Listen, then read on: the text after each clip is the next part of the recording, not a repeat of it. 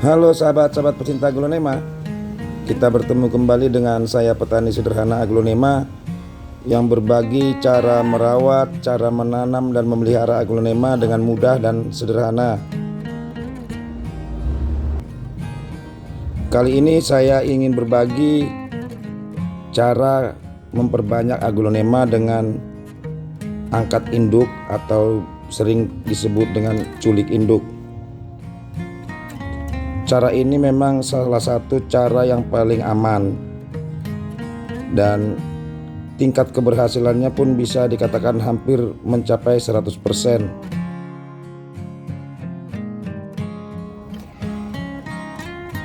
Culik induk itu dilakukan untuk aglonema mungkin yang belum membawa anak tetapi dia sudah memiliki bonggol yang panjang. Kita lakukan angkat induk supaya nanti bonggol yang ditinggalkan di dalam media tanam itu akan lebih cepat pertumbuhan tunas-tunas baru dibanding kita biarkan dia tetap bersama induknya. Itu untuk yang pertama. Tapi yang lebih penting lagi buat teman-teman semua tahu, mungkin teman-teman pernah mengalami punya aglonema ketika teman-teman bongkar dan melihat banyak jarum-jarum di bonggolnya, kemudian teman-teman biarkan, teman-teman tanam kembali, tetapi lama ditunggu tidak muncul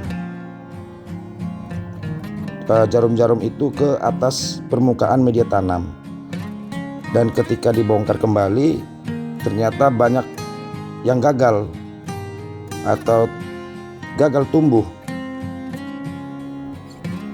Sebaiknya buat teman-teman yang memiliki aglonema yang mungkin teman-teman lihat itu memiliki caling atau jarum atau calon anakan yang banyak, sebaiknya segera dilakukan cara angkat induk. Kita potong induknya, tapi kita harus pastikan ketika kita memotong induknya harus membawa akar yang cukup supaya dia tetap perkembangan daunnya tetap stabil.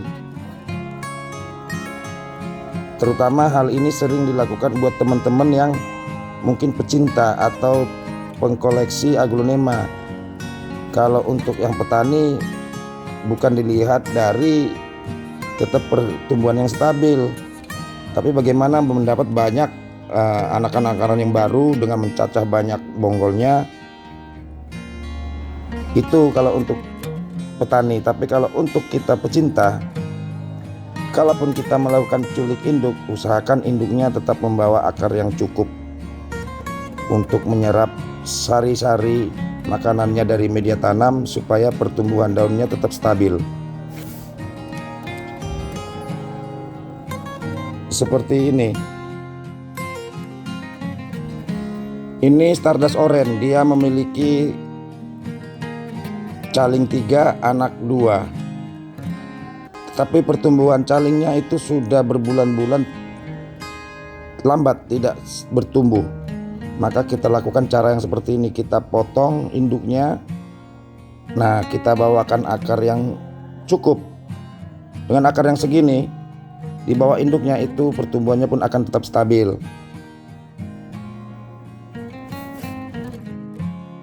Nanti kita tanam lagi lebih dalam lagi. Mudah-mudahan ini kita tanam lagi, nanti juga akan muncul lagi tunas-tunas atau calon anakan yang baru. Jadi seperti itu buat teman-teman semua, cara aman yang untuk memperbanyak aglonema.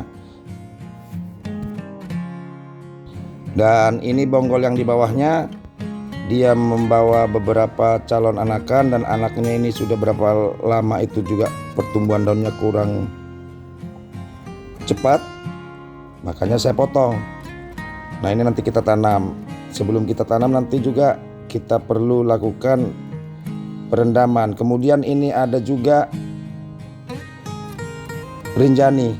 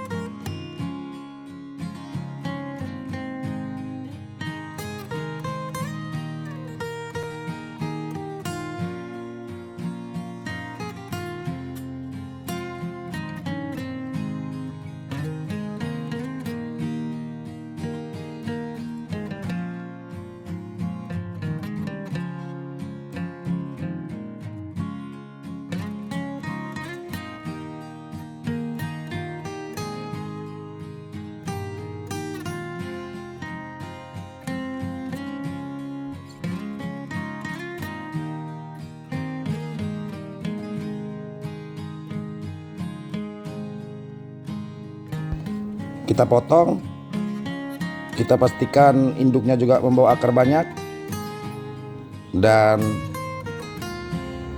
anakan di bawahnya dan bonggol di bawahnya pun juga membawa akar yang banyak. Mudah-mudahan nanti ketika kita tanam bonggol yang di bawah ini masih muncul lagi tunas-tunas baru, atau kalaupun dia tidak tumbuh tunas baru, pertumbuhan anakannya ini akan lebih cepat besar dibanding kita biarkan dia tinggal bersama induknya.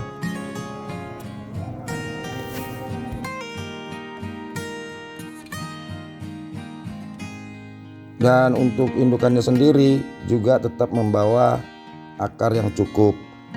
Jadi ketika kita tanam dia kembali, pertumbuhan daunnya pun tetap stabil. Jadi cara seperti ini memang termasuk cara yang paling aman, terutama buat sahabat-sahabat pemula, apalagi untuk yang mungkin penghobi, pecinta yang ingin tetap melihat aglutinimanya tetap bertumbuh dengan pertumbuhan yang stabil, tetapi juga dapat memperbanyak dengan cara yang seperti ini. Ketika kita sudah potong semua, sebelum kita tanam, silakan teman-teman cuci dulu semua akarnya sampai bersih, kemudian kita rendam dulu menggunakan B1. Kita tambahkan bisa dengan antrakol atau antiseptik yang lain seperti obat merah. Nah, kita rendam dia sekitar setengah jam, baru nanti kita tanam ke dalam media tanam.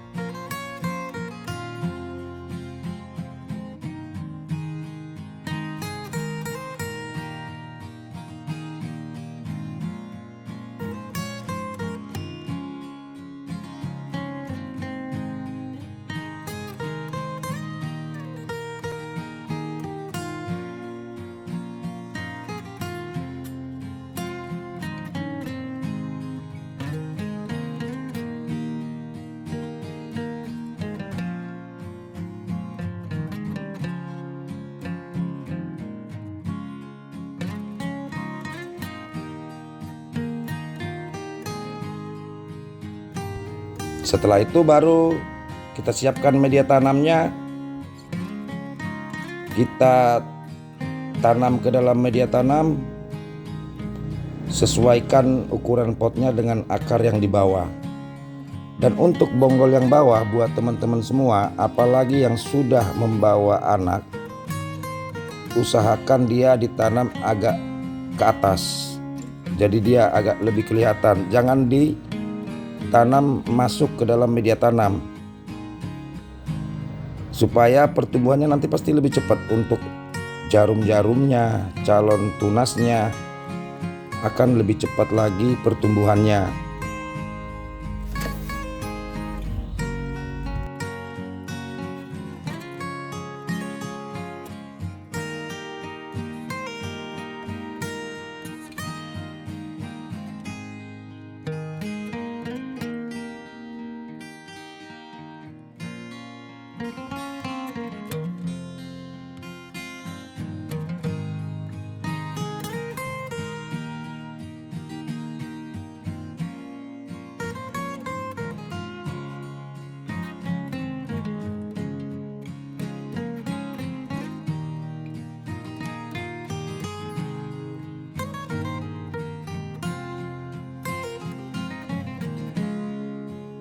Sebaliknya, kalau untuk indukannya yang kita tadi sudah kita culik, usahakan kita tanam lebih dalam.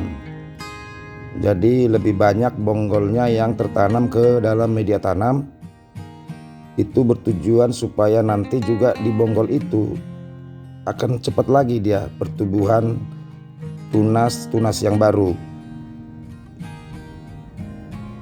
Jadi buat teman-teman semua, terutama buat penghobi atau pecinta aglonema dan juga ingin memperbanyak koleksiannya, sebaiknya cara seperti inilah yang teman-teman lakukan. Cara-cara yang mudah, yang cukup aman, dan tingkat keberhasilannya juga bisa dijamin. Induknya dia tumbuh tetap stabil, dan kita juga bisa menghasilkan dari nanti tunas-tunas baru yang muncul dari bonggol yang paling bawah. Cara ini juga bisa kita bilang sekaligus kita meremajakan bonggol.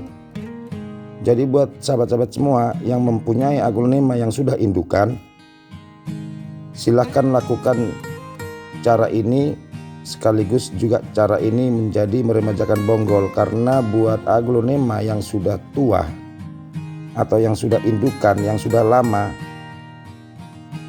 itu wajib kita remajakan bonggolnya. Apabila kita tidak meremajakan bonggolnya, bonggol yang paling bawah itu yang sudah paling tua itu paling rentan diserang oleh bakteri, yang itulah yang bisa mengakibatkan terjadinya spot di aglonema. Mungkin selama ini teman-teman ada mengalami punya aglonema yang sudah rimbun dan tumbuh subur, tetapi teman-teman tidak melakukan peremajaan bonggol. Tiba-tiba banyak daun yang menguning atau banyak yang lonyot, itu bisa dipastikan dia terserang bakteri atau dia terkena spot di bonggol aglonema. Jadi buat teman-teman semua, lakukanlah cara seperti ini buat indukan teman-teman semua supaya tetap pertumbuhannya sehat dan stabil, juga bisa menambah koleksian teman-teman semua. Oke teman-teman semua, terima kasih. Sekian dulu tips dari saya, mudah-mudahan bermanfaat buat sahabat-sahabatku semua. Sampai jumpa di tips berikutnya. Bye.